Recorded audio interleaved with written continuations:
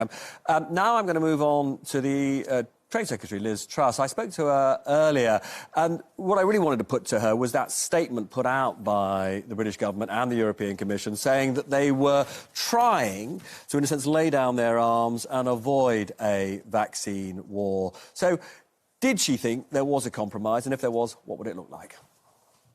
Well, this is very positive news. What we want to see is we want to see vaccines flowing freely around the world. We want to work to build capacity so that we can make sure that everybody gets vaccinated, including the UK, the EU, and of course many developing countries, because we're only going to tackle coronavirus by making sure everybody gets vaccinated. So this is a very positive step forward. I mean, as I understand it, and ministers tell me this, we've got more than enough to meet the Prime Minister's commitments in terms of deadlines for vaccination.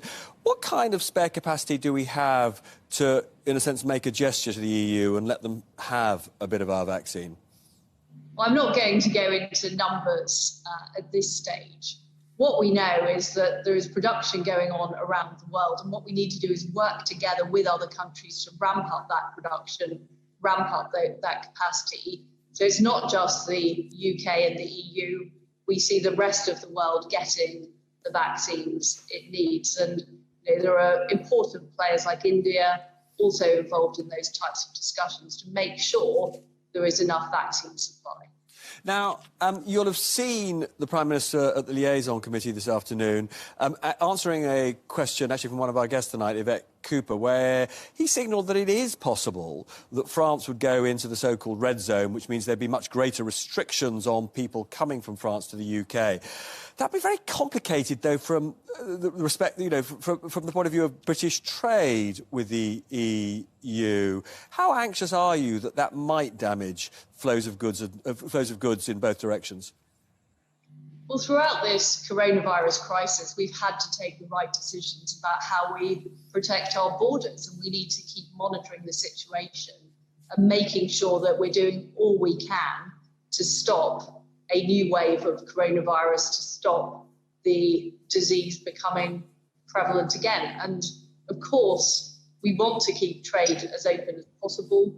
We've already taken measures on borders in terms of testing hauliers, for example, making sure that we are doing the right thing in terms of quarantine too. But we always need to keep these under review. And I think what we've learnt over the last year is that the situation can change rapidly.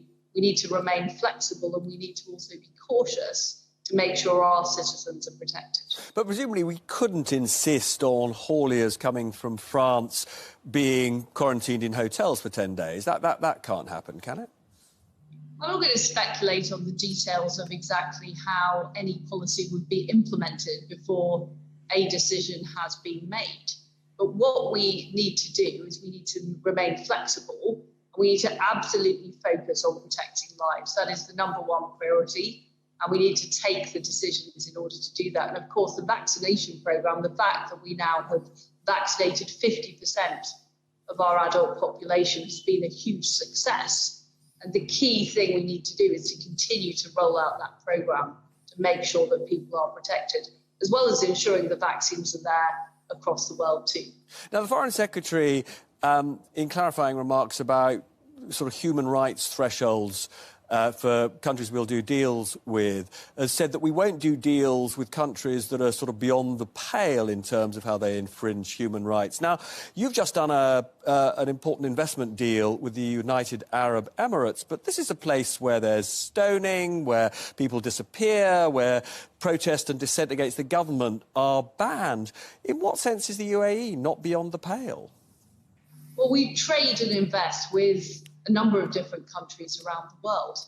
And I think it's very important that we make sure that we are continuing that trade whilst at the same time raising issues of human rights, as the Foreign Secretary does on a regular basis. If we don't engage with these countries, we can't help improve the situation.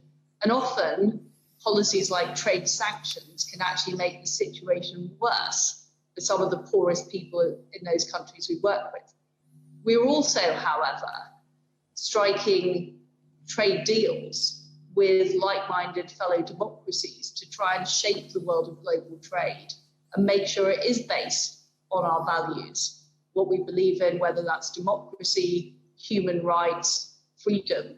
And so that's why we're negotiating with the United States, we're negotiating with Australia and New Zealand, we struck a deal with Japan to try and shape the world. But I'm not a utopian.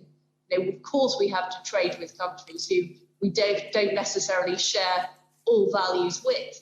But what we need to make sure is that every deal we do is moving in the right direction. Now, you have recently said you wear an equalities hat as well, and you've said that the government will press on with its promised ban on conversion therapies.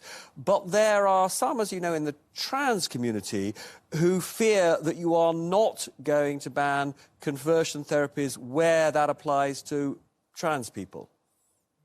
Conversion therapy is an abhorrent practice that simply shouldn't exist in the 21st century, and we are determined to make sure it's banned. And I'm very clear, and I've said this before, that transgender people should be able to live their lives freely without coercion, without these appalling practices. And in due course, Robert, I'll be bringing forward plans. I'll be very happy to come on your show and talk to you about the detail. But just to be clear, you would now wish to reassure the trans community that when you bring forward your proposals, they won't be restricted to simply people of sexual orientation. They will also apply to the trans community.